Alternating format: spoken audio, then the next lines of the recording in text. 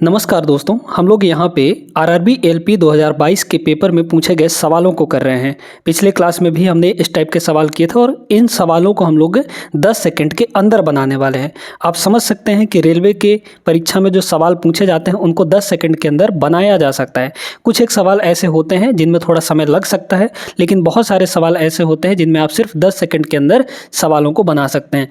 तो आज हम लोग वही ट्रिक सीखेंगे जो ये परीक्षा में आए हुए प्रश्न हैं, इन प्रश्नों को 10 सेकंड के अंदर बनाने वाले हैं। तो पूरे वीडियो में शुरू से अंत तक बने रहिएगा।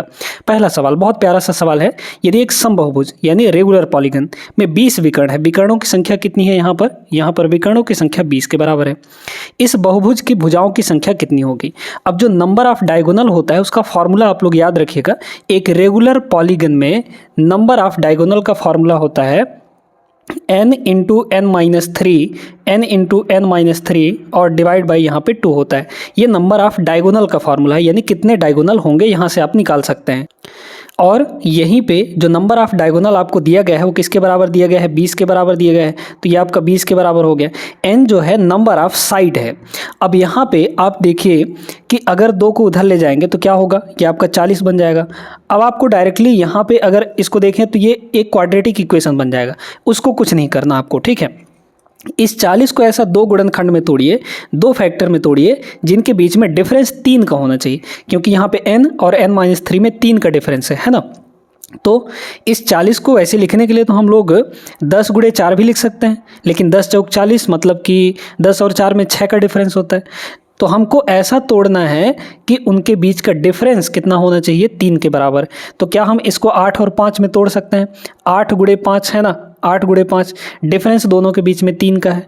अब इसमें से तोड़ने के बाद जो बड़ा संख्या है उसी को ले लीजिए, यही आपका n का वैल्यू हो जाएगा। यानी नंबर ऑफ साइड इसमें कितने हो जाएंगे? 8 हो जाएंगे। 8 ऑप्शन नंबर सेकंड करेक्ट जवाब होगा। क्लियर है? ये फार्मूला नोट कर लीजिएगा। नंबर ऑफ डायगोनल्स का formula n into n-3 divide by 2 होता है रेगुलर पॉलीगन के अंदर। समझ में आया? आगे बढ़िए। देखिएगा यहाँ पे दूसरा सवाल। दिए गए प्रेक्षणों ये आपको दिए गए हैं, इनका समांतर माध्य चाहिए।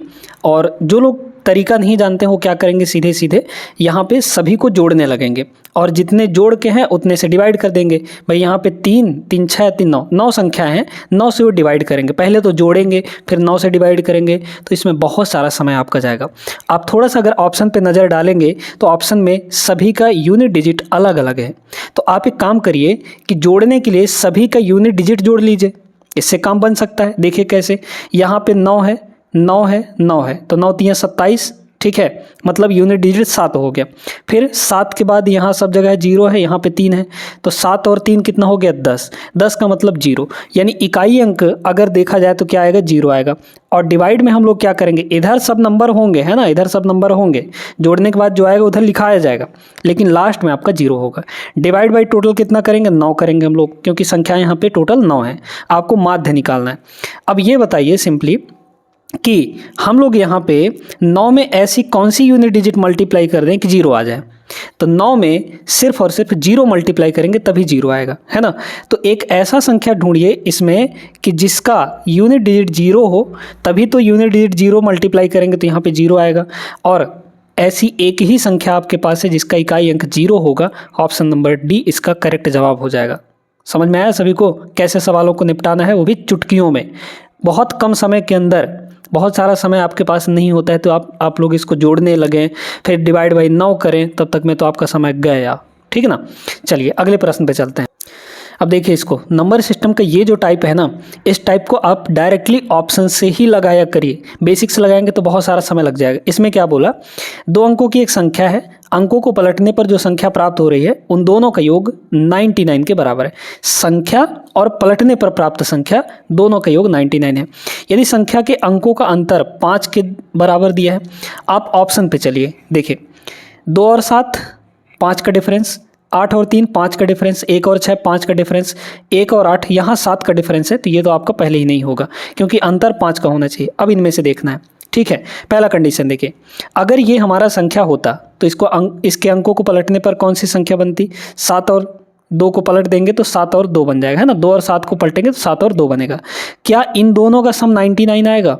एक बार करके देख लेते हैं हम लोग, है ना। तो 7 2 9 7 2 9 यानी 99 आ गया।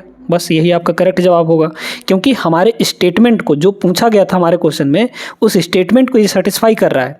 इसका मतलब यही आपका करेक्ट जवाब होगा। Option number A is the right answer. इसमें कुछ नहीं करना है, आपको बेसिक बिल्कुल भी नहीं लगाना। इस टाइप के सवालों को बाई ऑप्शन ही निपटाना होता है। अगर इसको चेक करते हैं हम लोग, तो ये है 83, 83 को पलटेंगे तो क्या बनेगा, 38 बनेगा। क्या 38 और 83 कभी 99 के बराबर आएगा जोड़ने पे? नहीं आएगा, तो ये भी नहीं होगा। ऐसे ही ये हो जाएगा 16 और इसका पलटेंगे तो 61 बनेगा, 61 और 16 कभी 99 होगा ही नहीं, तो ये भी नहीं होगा। मतलब पहला ऑप्शन आपका सही जवाब हो जाएगा। क्लियर है सभी को? आगे बढ़िए, देखिएगा इस सवाल को। टाइम एंड वर्क का सवाल है ना। जग्गू एक लकड़ी की कुर्सी 3 दिन में बना सकता है और रब्बू उसी कुर्सी को 4 दिन में बना सकता है। यदि वे एक साथ मिलकर काम करते हैं तो वे उसी तरह की 14 कुर्सियां कितने दिन में बना लेंगे? देखिए, जग्गू जो है 3 दिन में बना सकता है ना, तो यहाँ पे लिखिए 3 दिन। और रब्बू जो है उसी कुर्सी को उतना ही काम कितने दिन में बना सकता है? यहाँ पे 4 दिन में बना सकता है। अब इन दोनों कैल्शियम लीजिए, तो 3 और 4 कैल्शियम क्या हो जाएगा, मतलब इनसे कटने वाली कोई भी संख्या ले सकते हैं, 12 ले सकते हैं, 24 ले सकते हैं, और फिर यहाँ पे 36 ले सकते हैं, कुछ भी ले सकते हैं, है ना। तो हमने यहाँ पे टोटल वर्क के तौर पर 12 ले लिया, इन दोनों का एलसीएम। इफिशियंसी कितनी आ जाएगी? 12/3, यानी इसकी इफिशियंसी 4 हो गई, 12/4 यानी इसकी इफिशियंसी यहाँ पे 3 हो गई। मतलब जग्गू जो है एक दिन में 4 काम कर रहा है, रब्बू एक दिन में 3 काम कर रहा है। क्लियर है बात सभी को? अच्छा, तो टोटल वर्क होने में कितना टाइम लगेगा बताइए? टोटल वर्क मतलब एक कुर्सी बनने में, है ना। तो टोटल वर्क है यहाँ पे कितना, 12, और एक दिन में दोनों मिलकर कितना काम कर रहे हैं? जग्गू 4 यूनिट और रब्बू 3 यूनिट, तो 4 और 3 7, दोनों मिलकर 7 यूनिट एक दिन में काम कर रहे हैं। तो टोटल इतना दिन लगेगा, ये आपका एक कुर्सी बनाने के लिए इतना दिन लगेगा। आपको बनानी कितनी कुर्सियाँ हैं? टोटल 14 कुर्सियाँ, है ना। तो इसमें एक दिन मतलब इतना दिन लगेगा एक कुर्सी बनाने में, 12/7 दिन। तो टोटल बनानी है 14 कुर्सियाँ, तो 14 से मल्टीप्लाई कर दीजिए, 7 दूना 14, 12 दूना 24, 24 दिन आ जाएगा, है ना। मतलब 14 कुर्सियाँ टोटल बनाने के लिए 24 दिन का समय लगेगा। ऑप्शन सेकंड इसका सही जवाब होगा। सभी को समझ में आया होगा? आगे बढ़िए अगले प्रश्न में, और वीडियो लाइक करते हुए चलिए अभी तुरंत के तुरंत। चलिए देखिए दोस्तों, यहाँ पे क्या बोला है, निम्नलिखित में से कौन सा विकल्प, है ना, यहाँ पे 88% की एकल छूट के बराबर है। अब यहाँ पर बाई ऑप्शन करेंगे हम लोग, ठीक है। एकल छूट यानी कि सिंगल डिस्काउंट का फॉर्मूला आप लोग जानते होंगे। मान लीजिए कि पहला A% का अगर डिस्काउंट दिया जाता है और दूसरा डिस्काउंट यहाँ पे सक्सेसिव, है ना, B% का दिया जाता है, तो जब भी A% और B% का 2 डिस्काउंट दिया जाता है तो उसका एकल छूट यानी सिंगल डिस्काउंट निकालने के लिए हम लोग AB फार्मूला लगाते हैं। AB फार्मूला ये कहता है कि भाई A + B और माइनस AB/100 ये होता है, ठीक है। ये आपका फार्मूला होता है, इससे आपका सिंगल डिस्काउंट निकल जाता है। अभी सिंगल डिस्काउंट आपको दे दिया है, 84% है। आपके पास ऑप्शंस पड़े हुए हैं, है ना। 2 सक्सेसिव लगाइए, इनमें क्या करना है, जोड़ना है और माइनस में मल्टीप्लाई कर देना है, मतलब मल्टीप्लाई करके उनका माइनस कर देना है, ठीक है। तो पहले ऑप्शन पे हम लोग चेक करते हैं। देखिए 10% और 90%, 100% हो गया, जोड़ दिए तो इस फार्मूले में रखते हैं, है ना। तो 10% और 90% हो गया 100%। इस 100 में हम लोग कितना घटा देंगे, इन दोनों का मल्टीप्लाई, यानी 90 गुणे 10 9000 हो गया, 9000/100 यानी कि 90 हो गया, ठीक है। सॉरी 9 हो गया, है ना, सॉरी ये 900 आएगा, है ना। तो 900/100 यानी कि 9 हो गया।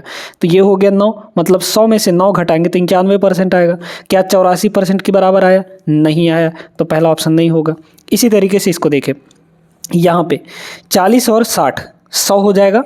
इस 100 में हम लोग क्या करेंगे, इन दोनों का मल्टीप्लाई, यानी कि 6 चौक 2400, 2400/100 यानी कि 24 हो जाएगा, है ना।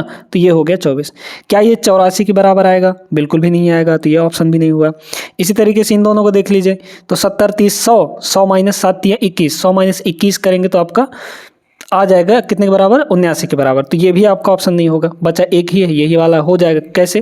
देखिए 20 और 80 कितना होगा, 100। इस 100 में हम लोग क्या घटा देंगे, इस 100 में 8 दूना 16 यानी कि 16 घटा देंगे तो कितना आ जाएगा, 84%। 84% आ गया ना, आपका मिल गया।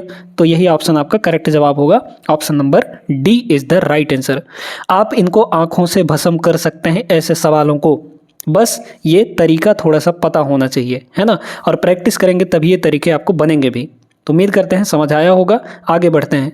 अगला सवाल यहाँ पर देखिएगा, है ना। इस सवाल को भी बड़े आसान तरीके से आप लोग बना सकते हैं। 12 सेंटीमीटर त्रिज्या वाले एक ठोस धातु के गोले को पिघलाकर 2 सेंटीमीटर त्रिज्या वाले छोटे गोलों के रूप में ढाला जाता है। ऐसे कितने छोटे गोले बनाए जा सकते हैं? अब यहाँ पे जब भी एक शेप को दूसरे शेप में ढाला जाता है तो उनका आयतन नहीं चेंज होता, क्योंकि बड़े गोले का जो भी आयतन होगा छोटे छोटे गोलों के पूरे टोटल सभी के आयतन के बराबर होगा। तो बड़े गोले का आयतन कितना होगा? गोले का आयतन होता कितना है? 4 पाई आर क्यूब, है ना। 4 इंटू पाई, है ना, into pi into R cube. तो बड़े वाले की त्रिज्या यहाँ पे कितनी है? यहाँ पे 12 के बराबर, तो 12 का क्यूब हो जाएगा, है ना। ये हो गया 12 का क्यूब। और ये जो आयतन होगा छोटे छोटे, मान लीजिए कि n गोले के रूप में ढाला गया है ना। तो n गोलों का टोटल आयतन, भाई एक गोले का आयतन कितना हो जाएगा? क्योंकि इसकी त्रिज्या यहाँ पे 2 सेंटीमीटर है छोटे वाले का, है ना। तो उसका आयतन कितना होगा? 4 पाई आर क्यूब। मतलब अब की बार ये इसका रेडियस लेंगे, यानी कि 2 का क्यूब हो जाएगा ये, है ना। ये हो गया आपका 2 का क्यूब। ठीक है, n की वैल्यू यहाँ से डायरेक्टली आपकी आ जाएगी। 4 पाई से आपका 4 पाई खत्म हो गया, है ना। ये हो जाएगा 12 गुणे 12 गुणे 12, है ना। इसको लिख सकते हैं 12 गुणे 12 गुणे यहाँ पर 12, क्योंकि 3 बार मल्टीप्लाई है। डिवाइड में ये क्या आ जाएगा यहाँ पे? 2 गुणे 2 और गुणे 2 कर सकते हैं यहाँ पे। तो n की वैल्यू क्या हो गई? 6 गुणे 6 गुणे 6, है ना, क्योंकि 2 से तीनों 12 कट जाएगा। तो 6 गुणे 6 गुणे 6 यानी 6 का क्यूब। 6 का क्यूब कितना हो जाता है? 216। तो 216 यहाँ पर गोले बनेंगे। ऑप्शन नंबर सी करेक्ट होगा। सभी को अच्छे से समझ में आ गया होगा। तो वीडियो लाइक कर दीजिए। और आज की क्लास में बस इतना ही। अगले क्लास में हम इससे बेहतरीन सवालों को हम लोग करेंगे, वो भी 10-10 सेकेंड के अंदर। तो ये चैनल सब्सक्राइब कर लीजिए और इस वीडियो को लाइक किए हुए बिना नहीं जाना है। अगर आप चैनल पे नए हैं तो चैनल को सब्सक्राइब करके अपने दोस्तों के साथ शेयर जरूर कर दीजिएगा। साथ में बेल आइकन चापना बिल्कुल नहीं भूलना है।